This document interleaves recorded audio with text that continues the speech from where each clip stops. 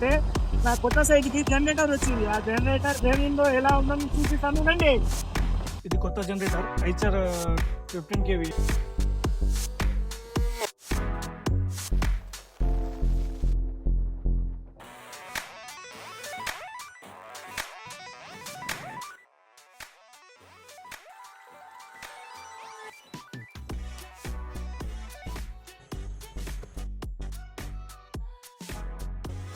రోజు బ్లాగ్ ఏంటంటే ఇది కొత్త జనరేటర్ ఐచర్ 15 kV కొత్తది బ్రో. స్టిల్ ఎకో సైట్ మీకు అన్నా కదా, ఆ ఎకో సైట్ అంటే ఇగో ఇదే ఇంత పెద్దగా కనిపిస్తుంది కదా, ఇది ఎకో సైట్.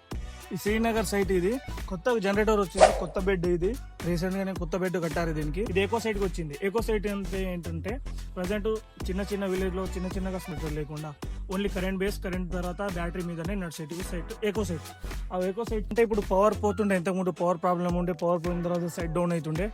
ఇప్పుడు మొబైల్ డీజే అనేది ఒకటి ఉంటుంది ఆల్టర్నేటర్గా. అంటే జనరేటర్ లేకుంటే ఇలాంటి సైట్లకు బండి మీద జనరేటర్ ఉంటాయి కదా 15 kV.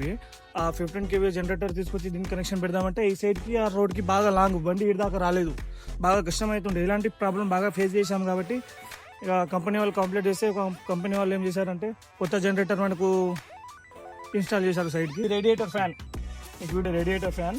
మనం జనరేటర్ నడుస్తుంది కదా, జనరేటర్ నడిచినప్పుడు